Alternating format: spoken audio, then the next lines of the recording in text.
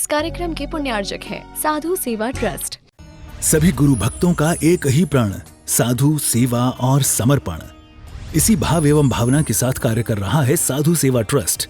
हम जानते हैं हमारे गुरुओं ने हमें इतना सब कुछ दिया, परंतु हमने अपने गुरुओं के लिए क्या किया, ये सवाल जरूर उठता है। देश के कई ऐसे प्रांत हैं जहां पर दिगंबर मुनियों को विहार करने में बहुत कठिनाई आती है। चौके वाले न मिलने पर विहार के दौरान आहार की व्यवस्था भी नहीं बन पाती। कई गांव व शहर आज भी ऐसे हैं जहां साधु संतों के चातुर्मास नहीं हुए हैं। इन सब को देखते हुए श्री साधु सेवा ट्रस्ट का उदय हुआ, जिससे दिगंबर मुनियों के आहार, विहार, प्रवास आदि की व्यवस्था को सुचारू रूप से बनाया जा सके, जिसके माध्यम से हमारा समाज, धर्म, संस्कृति सब सुरक्षित रह सकते हैं। क्यों न हम भी अपनी चंचला लक्ष्मी का सदुपयोग करें एवं अपने सच्चे गुरुओं की रक्षार्थ हेतु आगे आएं। योजना: परम संरक्षक 1,11,111 रुपए, वरिष्ठ संरक्षक 51,151 रुपए, संरक्षक 31,131 रुपए, आजीवन सदस्य 21,121 रुपए, सदस्य 11,111 रुपए। खाता विवरण: account name VVSP Sadhu Seva trust, bank name HDFC bank limited, account number 50200073358170, IFSC code HDFC 0001273, trust PAN card AADTV 8567E, mail ID vvspsadhusevatrust@gmail.com।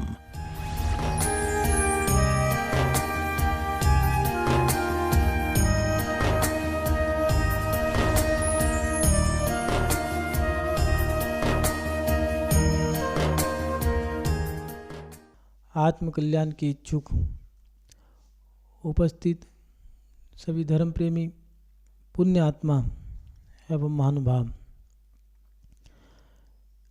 अगर इस संसार में किसी जीव ने जन्म लिया है और वह जीव इस संसार में अगर रहता है, तो इस संसार में रहने के लिए एक ही चीज़ की आवश्यकता नहीं है। समय समय पर अनेकों चीज़ों की आवश्यकता पड़ती है। कई सामग्रियां हैं जो इस संसार में रहने के लिए हमें चाहिए। कोई व्यक्ति चाहे कि मुझे एक ही चीज़ के माध्यम से संसार जीने का सहारा मिल जाएगा, तो वो उसकी मान्यता भी सही नहीं है। पुराने लोग, बड़े बुजुर्गों की कहावत है कि संसार में रहना है तो 3 चीज़ों की आवश्यकता होती है: रोटी, कपड़ा और मकान। सर ढकने के लिए या फिर जीवन जीने के लिए हमें एक छत की आवश्यकता होती है। बिना उसके हम अपना जीवन नहीं जी सकते। पेड़ के नीचे रह कर के, सो कर के गुजारा नहीं होता। आसरा हर किसी को चाहिए होता है। इसलिए संसार में रहना है तो मकान की आवश्यकता भी पड़ती है। और अगर संसार में रहना है, अपने शील को बचाना है, अपने धर्म को बचाना है, अपनी प्रतिष्ठा को बचाना है, तो हमें वस्त्रों की आवश्यकता भी पड़ेगी, क्योंकि हमें अपना तन ढक के रहना है। जानवरों के लिए ये व्यवस्था नहीं है, क्योंकि जानवर है, इंसान नहीं है। इंसानों की ये विशेषता है कि उनको अपने जीवन में सर ढकने के लिए आश्रा, तन ढकने के लिए वस्त्रों की आवश्यकता होती है। और इसके साथ साथ हमें जीने के लिए भोजन की भी आवश्यकता होती है। बिना भोजन के हम जी नहीं सकते। कोई व्यक्ति सोचे कि मैं बड़े से बड़ा मकान बना लूं, फार्म हाउस, कोठी, बंगला, मकान कि मैंने बना लिया है, मेरा जीवन संसार में जीवन कट जाएगा। नहीं, अभी और भी चीज़ों की आवश्यकता है। वस्त्र भी अगर उन्होंने सोच लिया है कि मैंने अपने कपड़े खरीद लिए हैं, इन कपड़ों के माध्यम से बड़े नए नए बढ़िया से बढ़िया कपड़े पहन लूँगा, तो उन वस्त्रों के माध्यम से भी अपना जीवन नहीं जी सकते। नाते रिश्ते, कुटुंब परिवार, अड़ोस पड़ोस, इन सब चीज़ों के माध्यम से रिश्ते बढ़ाने से संसार को जीना आसान नहीं है। संसार में जीना है, संसार में रहना है, तो हमें मकान भी चाहिए, वस्त्र भी चाहिए, कुटुंब परिवार भी चाहिए, और इसके साथ साथ हमें अच्छा भोजन भी चाहिए। भोजन सबसे बड़ी महत्वपूर्ण चीज़ जो है हमारे जीवन में, इस संसार में रहने के लिए, वो है भोजन। बिना भोजन के हम इस संसार में नहीं रह सकते, क्योंकि शरीर में जब तक प्राण है तब तक यह आत्मा रुकी है, और जैसे ही शरीर नष्ट हुआ तो ये आत्मा भी इसमें से निकल जाएगी। शरीर को बचाने के लिए हमें समय पे भोजन की भी आवश्यकता पड़ती है, और भोजन भी अनेक अनेक प्रकार का दिया है। आचार्यों ने भोजन के 3 भेद किए हैं, तामसिक, राजसिक और सात्विक। तामसिक भोजन हमारे ताम को बढ़ाता है, माने हमारी चंचलता को बढ़ाता है, हमारी वासना को बढ़ाता है। तेज मिर्च मसाले, चटपटा भोजन, ये हमारे खून को जलाता है।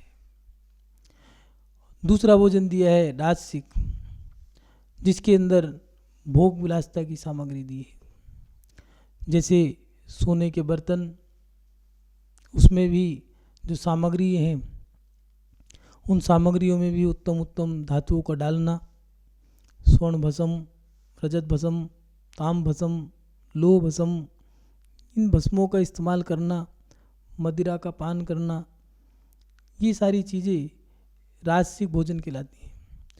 राजसिक भोजन करने से हमारी प्रवृत्ति भोगी विलासी जैसी हो जाती है। और तीसरा भोजन दिया है सात्विक भोजन, शाक सब्जियों का इस्तेमाल करना, हल्के मिर्च मसाले होना, उसके साथ साथ सीधा साधारण भोजन, ये सात्विक भोजन कहलाया जाता है। साधु संतों का भोजन सात्विक होता है, धर्मात्मा लोगों का भोजन सात्विक होता है। जो व्रती हैं, त्यागी हैं, महाव्रती हैं, साधु हैं, महात्मा हैं, ऋषि हैं, मुनि हैं, अनगार हैं, और इनको मानने वाले जो हैं, प्राय करके आपको उनका भोजन ऐसा ही मिलेगा, सात्विक भोजन। अब घर के अंदर हम जब अपना भोजन बनाते हैं और वह शुद्ध भोजन जब बनता है, तो महत्व जो है उस शुद्ध भोजन का है। आज की नौजवान पीढ़ी पूछती है कि घर के शुद्ध भोजन का क्या महत्व है, घर के ही शुद्ध भोजन का क्यों कहा, बाजार का क्यों नहीं कहा, दूसरे के यहाँ का क्यों नहीं कहा। घर के शुद्ध भोजन का बड़ा महत्व है। घर का शुद्ध भोजन और बाजार के भोजन में या अन्य तरीके से बनाया हुआ भोजन, वो भोजन अलग तरीके का है। घर के भोजन के अलग अलग महत्व दिए हैं, उस पर दृष्टि डाल लेते हैं। घर का शुद्ध भोजन स्वच्छ व स्वास्थ्यवर्धक होता है। घर का शुद्ध भोजन जब हम करते हैं तो उस शुद्ध भोजन से हमारा स्वास्थ्य ठीक होता है। शुद्ध भोजन कैसा? मसालों का छानना, मसालों को लेके, जैसे मिर्च मसाले आप जो बना रहे हो, उन मसालों में पहले, मसाले बनने से पहले की जो क्रिया है, जैसे मिर्च है, धनिया है, पुदीना है, हल्दी है, इन मसालों को पहले लेकर के आना, धोना, सुखाना, फिर पीसना, और पीसने के बाद भी इनकी जो मर्यादा है 3 दिन, 5 दिन, 7 दिन की, गर्मी में अलग है, बरसात में अलग है, सर्दी में अलग है, ऐसे अलग अलग समय पे अलग अलग मसालों की मर्यादा है। मर्यादा माने समय भी व्यतीत होते होते जीवों की भी उत्पत्ति हो जाती है। इसलिए जैन धर्म के अनुसार 3 प्रकार के चातुर्मास दिए हैं, गर्मी का, बरसात का और सर्दी का। तीनों चातुर्मास में, तीनों मौसमों में अन्य समय पे, अलग अलग समय पे अलग अलग ऋतुएं आती हैं। 6 ऋतुओं से 1 वर्ष हो जाता है। इन ऋतुओं के अनुसार ही समय परिवर्तन होता रहता है। समय के अनुसार भोजन में भी परिवर्तन होता रहता है। एक सी चीज़ हमें रोज़ रोज़ एक सी चीज़ पसंद नहीं आती। गर्मी का भोजन हमें अलग अच्छा लगता है, बरसात में कुछ अलग अच्छा लगता है, सर्दी में हमें कुछ अलग चाहिए।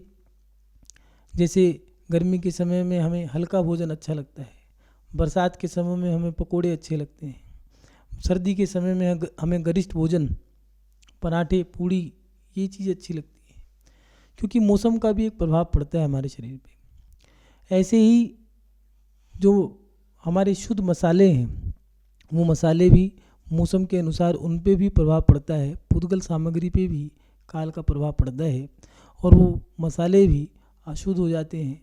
उनके लिए भी मर्यादा दी है, 3 दिन, 5 दिन, 7 दिन की मर्यादा दी है। वो मर्यादित मसाले जब आपकी थाली सब्जी में जाते हैं या थाली में परोसे जाते हैं तो आपके शरीर में स्वस्थता भी आती है। वो शुद्ध मसाले आपको स्वास्थ्य शुद्ध अच्छा करके जाते हैं, और घर का शुद्ध भोजन आपके अंतरंग के परिणामों को भी शुद्धता देता है, स्वच्छता देता है। इसलिए घर का भोजन, शुद्ध भोजन हमारे जीवन में महत्व रखता है। दूसरी बात, घर के शुद्ध भोजन से हमारे अंदर शुद्ध संस्कारों का बीजारोपण होता है। जो घर का शुद्ध भोजन बन रहा है, हम जब देखते हैं हमारी माँ या हमारी बहन या हमारी पत्नी घर के अंदर कितनी मेहनत कर रही है, कुएं से पानी लेके आना, पानी को छानना, जीवानी करना, पानी को प्रासुक करना, प्रासुक करने के बाद मसालों को लेके आना, धोना, सुखाने के बाद उनको फिर सही समय पर सही चीज़ से इस्तेमाल करना और फिर संस्कारित करना। शुद्ध भोजन कैसे बनता है, भोजन को भी संस्कारित किया जाता है।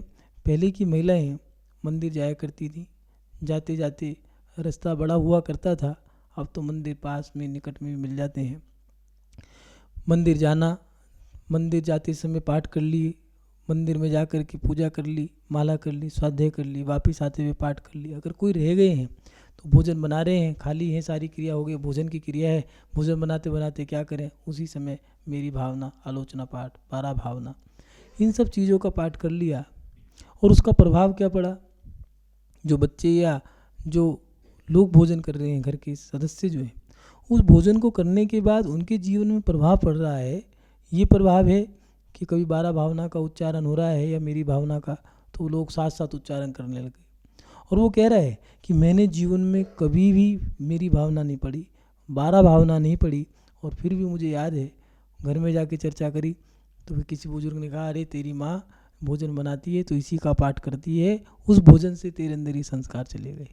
महानुभाव, घर के शुद्ध भोजन से हमारे अंदर शुद्ध संस्कारों का बीजारोपण भी होता है, इसलिए घर का शुद्ध भोजन हमें करना चाहिए। तीसरी बात, घर के शुद्ध भोजन से हमारे परिणाम भी शुद्ध होते हैं। वो पहले की कहावत है बुजुर्गों की, जैसा होगा अन्न वैसा होगा मन, जैसी होगी रोटी वैसी होगी बेटी, जैसा होगा खान पान वैसा होगा खानदान। ये भोजन हमारे जीवन में बड़ा प्रभाव रखता है। भोजन के ऊपर ही हमारा संस्कार, हमारा जीवन टिका है। हमारे परिणाम भी भोजन से ही शुद्ध होते हैं। जैसा जैसा भोजन करोगे परिणाम भी वैसे वैसे बनेंगे। एक भोजन को करने के बाद हमारे मरने मारने के परिणाम हो रहे हैं। एक भोजन को करने के बाद हमारे परिणाम लोगों पे जीव दया करने के, परोपकार करने के, उपकार करने की भावना हो रही है। ये परिणाम बन रहे हैं कि क्या है। एक भोजन होटल का भी है, ढाबे का भी है, एक भोजन भंडारे का भी है, और एक भोजन घर का बना भी है। इसलिए जैसा जैसा हम भोजन करते हैं वैसे वैसे परिणाम भी हमारे बनते हैं। साफ सुथरा स्वच्छ भोजन करने से हमारे शरीर में स्वस्थता आती है, स्वच्छता आती है।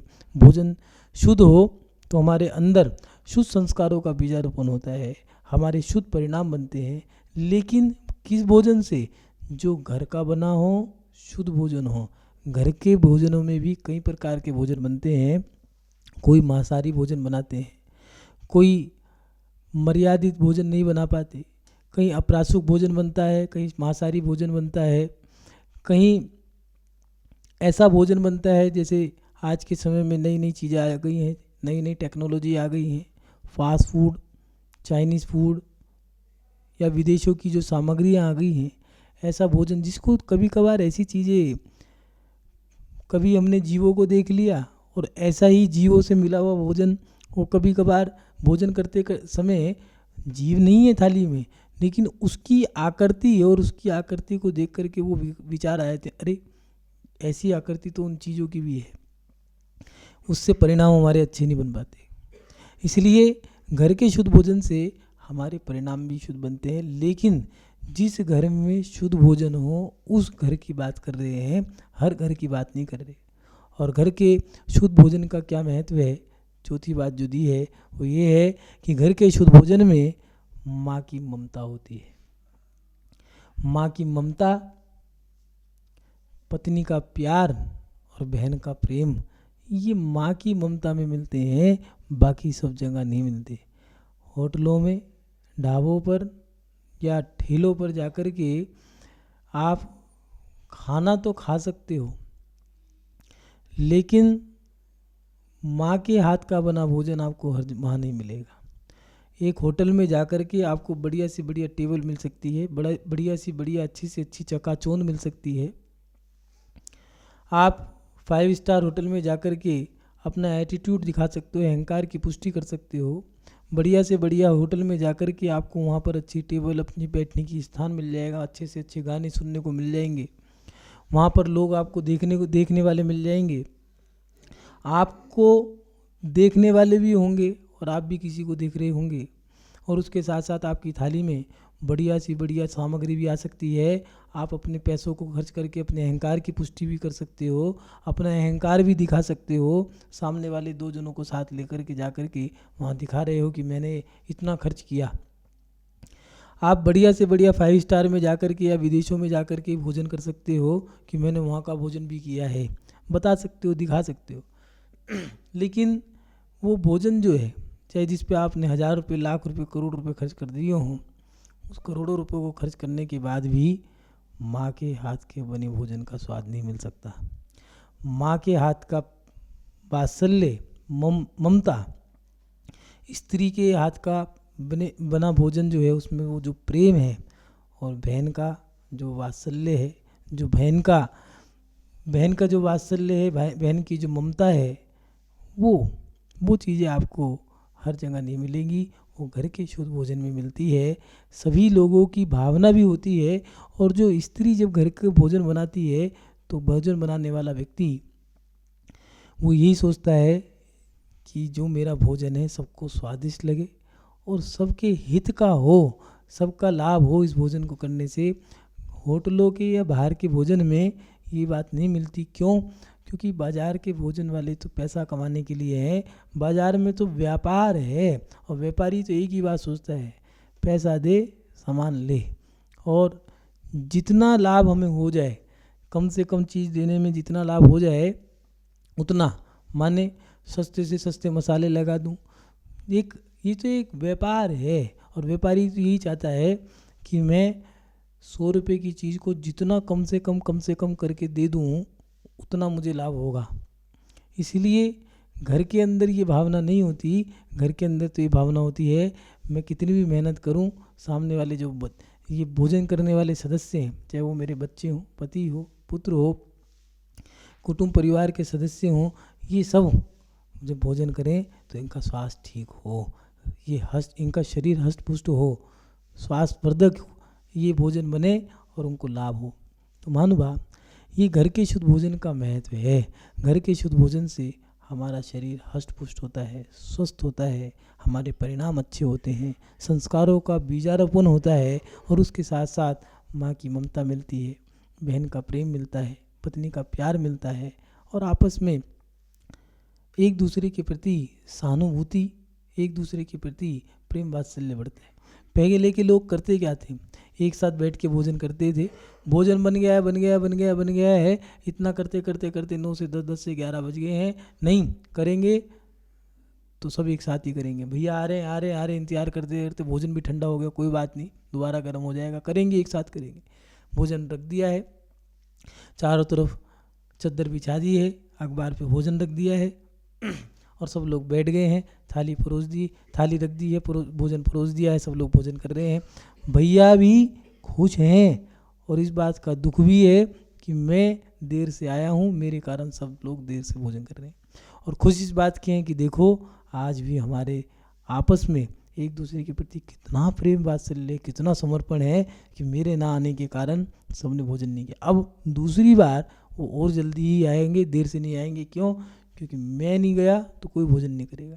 पहले ये अनुशासन था, यह आत्मीयता थी। और उसके साथ साथ भोजन में मान लो सब्जी कम पड़ गई है, चटनी रखी है, आज चटनी बहुत बढ़िया बनी है, मेरा मन तो चटनी से भोजन करने का मन है। पता लग गया है सब्जी कम है, दूसरा भाई भूखा रह जाएगा, तो बड़े भाई ने नमक से ही भोजन कर लिया, चटनी से ही भोजन कर लिया। छोटे भाई कह रहा है रोटी कम पड़ गई है, तो एक रोटी के दो हिस्से कर लिए हैं, आधी तुम खा लो आधी मैं खा लूँगा। नहीं तो कह दिया है 2 गिलास पानी ज़्यादा पी लिया, आज तो भैया मिर्च बहुत तेज़ थी, पेट भर गया पानी पी पी करके, रोटी तो खा ही नहीं पा रहा। ये सब चीज़ें आप घर के भोजन में मिलती हैं, बाज़ार के भोजन में नहीं मिलती। बाज़ार का भोजन तो बच गया, चलो कोई बात नहीं, पैक कर दो, घर में ले जाएंगे, वहाँ खा लेंगे। घर का भोजन जो है वो हमारे जीवन में प्रेम वात्सल्य बढ़ाता है। घर का भोजन करने से आपसी भाईचारा बढ़ता है, वात्सल्य बढ़ता है, सामंजस्य और आत्मीयता बढ़ती है। इसलिए घर के भोजन का हमारे जीवन में बड़ा महत्व है। महानुभाव, आप सभी लोग अपने जीवन में घर का बना हुआ शुद्ध भोजन करें। घर का बना हुआ भी शुद्ध, अशुद्ध नहीं, क्योंकि घर के अब अशुद्ध भोजन भी तो बाजार का करो या फिर घर का करो बराबरी पड़ेगा। जिस घर में संस्कारवान, संस्कारित, मर्यादित, प्रासुक, शुद्ध भोजन बना है, उस भोजन का महत्व है। बाकी तो फिर कहीं भी करो, चाहे ढाबे पे करो, चाहे ठेले पे करो, चाहे होटल में करो, 5 स्टार में करो या घर में करो, बाहर करो, बाहर का और घर का जब एक ही है तो फिर अंतर क्या है। इसलिए घर का बना हुआ शुद्ध भोजन जो आप करते हो, उसके आपके जीवन में शुद्धता, स्वच्छता, संस्कारों का बीजारोपण, शुद्ध परिणाम और आपस में वात्सल्य, प्रेम, ये सब चीज़ें बढ़ती हैं। आप सभी लोग अपने घर में घर का शुद्ध भोजन करें। कुछ विशेष बातें जो है आपके लिए वो ये है कि आप अपने जीवन में घर के शुद्ध भोजन को जरूर करें और घर का भोजन जो है उसको शुद्ध रखें, अशुद्ध ना रखें। कैसे? अपनी रसोई घर को जूते, चप्पल इत्यादि इन सब बुरी चीज़ों से बचा करके रखें, जिससे हमारे भोजन का उतना अच्छा प्रभाव हमारे ऊपर पड़ सके। आप घर के अंदर जूते भी ला रहे हो, चप्पल भी ला रहे हो, आप घर के अंदर गंदी, उसी रसोई घर में आप जूते चप्पल ला रहे हो, वही जूते चप्पल आप बाज़ार में गए पहन के गए हो, वही लाए आप गंदी जगह, शौचालय में, बाथरूम में, हर जगह वही जूते चप्पल, वहीं रसोई में आपके, तो उसका प्रभाव क्या पड़ेगा। रसोई में ही आप चिक चिक के चीज़ कर रहे हो तो फिर प्रभाव क्या पड़ेगा।